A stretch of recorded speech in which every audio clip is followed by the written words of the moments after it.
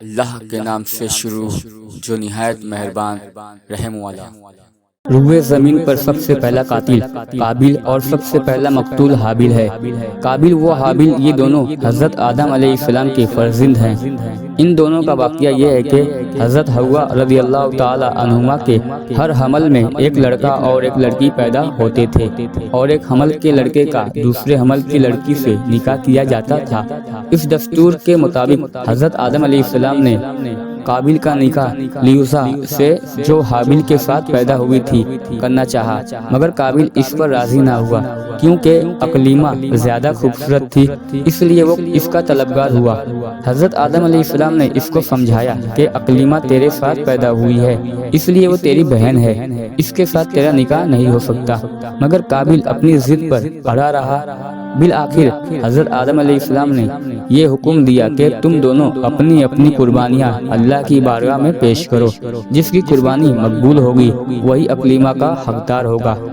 اس زمانے میں قربانی کی مقبولیت کی یہ نشانی تھی کہ آسمان سے ایک آگ اتر کر اس کو کھا لیا کرتی تھی۔ چنانچہ قابل نے گیہوں کی کچھ بالیں اور حابیل نے ایک بکری قربانی کے لیے پیش کی۔ آسمانی آگ نے حابیل کی قربانی کو کھا لیا اور قابل کے گیہوں کو چھوڑ دیا۔ اس بات پر قابل کے دل میں بغض و حسد پیدا ہو گیا اور اس نے حابیل کو قتل کر دینے کی ٹھان لی اور حابیل سے کہہ دیا کہ میں تجھ کو قتل کر دوں گا۔ حابیل نے کہا کہ قربانی قبول کرنا اللہ کا کام ہے اور وہ متقی بندوں ہی کی قربانی قبول کرتا ہے۔ اگر تو متقی ہوتا تو ضرور تیری قربانی قبول ہوتی۔ ساتھ میں حابیل نے یہ بھی کہہ دیا کہ اگر تو میرے قتل کے لیے ہاتھ بڑھائے گا تو میں تجھ پر اپنا ہاتھ نہیں اٹھاؤں گا، کیونکہ میں اللہ سے ڈرتا ہوں۔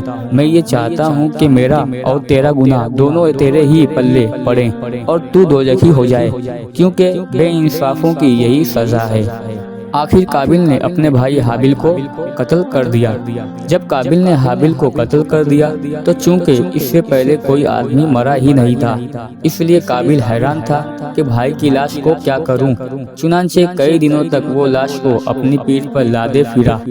پھر اس نے دیکھا کہ دو کوے آپس میں لڑے اور ایک نے دوسرے کو مار ڈالا۔ پھر زندہ کوے نے اپنی چونچ اور پنجوں سے زمین کرید کر ایک گڑھا کھودا اور اس میں مرے ہوئے کوے کو ڈال کر مٹی سے دبا دیا۔ یہ منظر دیکھ کر قابل کو معلوم ہوا کہ مردے کی لاش کو زمین میں دفن کرنا چاہیے، چنانچہ اس نے قبر کھود کر اس میں بھائی کی لاش کو دفن کر دیا۔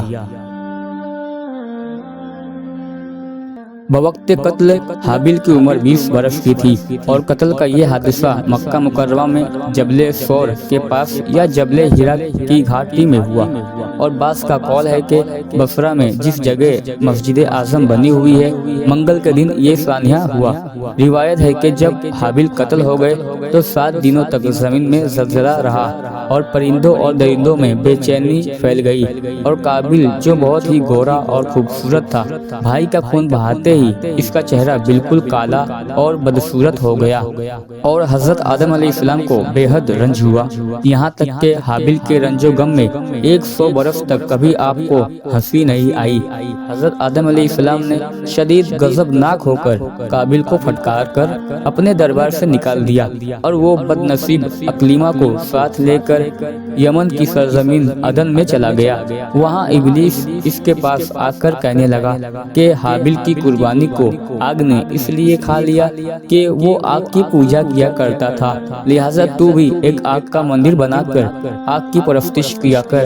چنانچہ قابل وہ پہلا شخص ہے جس نے آگ کی عبادت کی، اور یہ روئے زمین پر پہلا شخص ہے جس نے اللہ تعالیٰ کی نافرمانی کی اور سب سے پہلے زمین پر خون ناحق کیا، اور یہ پہلا وہ مجرم ہے جو جہنم میں سب سے پہلے ڈالا جائے گا۔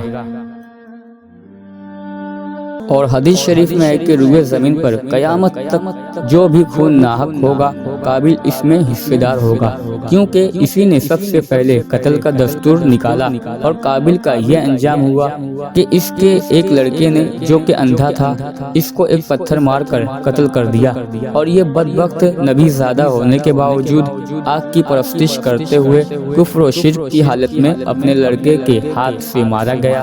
حابیل کے قتل ہو جانے کے 5 برس بعد حضرت شیش علیہ السلام پیدا ہوئے، جبکہ حضرت آدم علیہ السلام کی عمر شریف 130 برس کی ہو چکی تھی۔